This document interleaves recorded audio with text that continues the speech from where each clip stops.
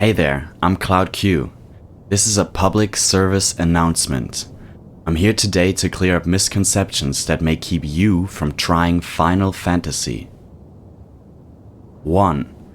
The numbered games are separate. I want to stress this. You can pick up Final Fantasy at any numbered game. Not only are the stories of each game completely separate, they play in completely different universes and have no reoccurring characters. There's no world building you miss, there's no character development you are skipping, because they haven't been in any other numbered game. Example: you can play Final Fantasy XVI without any prior knowledge of any other Final Fantasy game. And you can play Final Fantasy VII after that, because there's no connection between these games, so it doesn't matter in what order you play them in. However, there is some games that are connected, but it's very simple. Only games that are numbered with the same number are connected. So, if you see two games that have Final Fantasy VII in the title, then those are connected. If it's any other number in the title, it's not connected. 2. Combat. Usually, you'd think a series like Final Fantasy will have one type of combat system and maybe expand it here and there with no major changes. Not Final Fantasy. I think a lot of people think classic turn-based RPG combat when they hear Final Fantasy, but that's not accurate. I've played 7 different Final Fantasy games, and out of those, only one has a classic turn-based combat system. One of the games is an MMO and has the kind of combat you'd expect from that, and 5 of them are based on real-time action combat. I like action combat. I have a video on that if you want to know more. The bottom line, Final Fantasy games are neither only turn-based nor only action, and most games innovate on the combat type in some kind of way.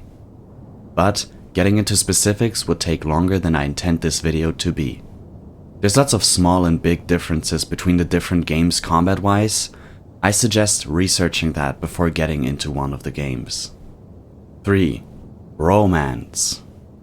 I don't know which of you silly little people needs to hear that, but the games are not romance games.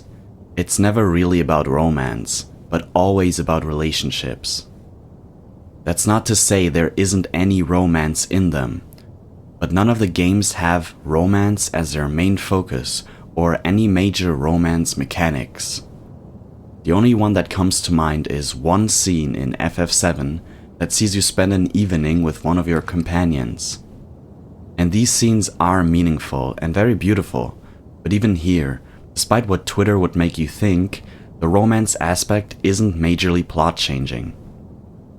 And this is basically the only real mechanic that could be considered a romance mechanic, one scene in one of the numbered games. But there is Final Fantasy games that have very compelling romances in their story, just not with a mechanic where you choose and rizz up your partner. I could go over more aspects like if the game is open world or linear, but maybe you can guess. It depends. There's more linear story experiences, and there's games with world maps or open worlds.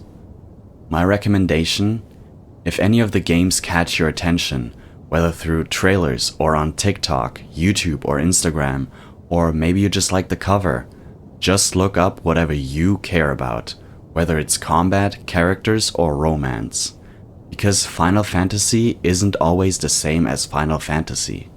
There is no single thing that defines Final Fantasy except maybe RPG, but even that is very loosely defined today.